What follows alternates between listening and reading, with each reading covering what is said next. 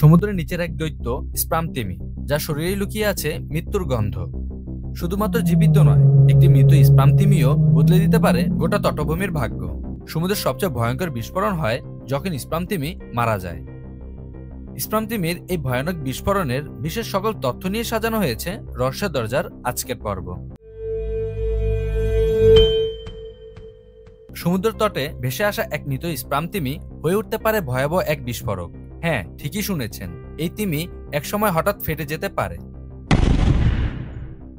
Sperm তিমি সাধারণত 50 থেকে 60 ফুট এবং 40 থেকে 50 টনের মতো হয়। তাহলে বুঝতেই পারছেন, এই বিশাল আকারের দেহ হঠাৎ ফেটে গেলে তা একটি ছোটখাটো বিস্ফোরকের ক্ষমতার সমান হতে পারে।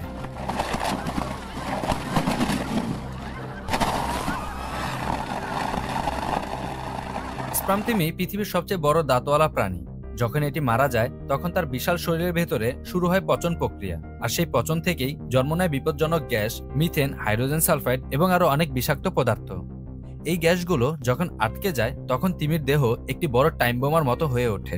আর ঠিক ওই সময় যদি কেউ ভুল করে বা না জেনে মৃত তিমির গায়ে ছুরি বা কোনো ভারী যন্ত্র দিয়ে কাটে, তখন বিস্ফোরণ ঘটে, যেটা ভয়ানকভাবে আশেপাশের পরিবেশ নোংরা এবং বিপজ্জনক করে তোলে। এই বিস্ফোরণ খুব জোরে শব্দ করে এবং চারদিকে ছড়িয়ে পড়ে রক্ত, মাংস আর গন্ধ। এই গন্ধ এতটাই তীব্র ও বিষাক্ত যে শ্বাস নিতে অসুবিধা হয়, পাশে থাকা মানুষ অজ্ঞানও হয়ে যেতে পারে। এমনকি এই গন্ধ ও তরল পদার্থ ছড়িয়ে পড়লে পুরো এলাকা হয়ে ওঠে দূষিত। বিপদ এখানেই শেষ নয়। মৃত তিমির গন্ধে আকৃষ্ট হয় হাঙর ও শিকারী প্রাণী, ফলে মানুষের জন্য তৈরি হয় নতুন বিপদ। তাইওয়ানে একবার একটি মৃত স্পাম তিমি ট্রাকে করে নেওয়ার সময় হঠাৎ বিস্ফোরণ ঘটে।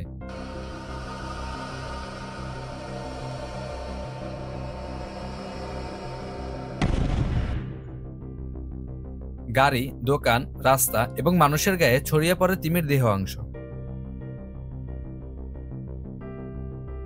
মৃত তিমিকে দেখলে অবহেলা নয়, বরং সচেতনতা দরকার।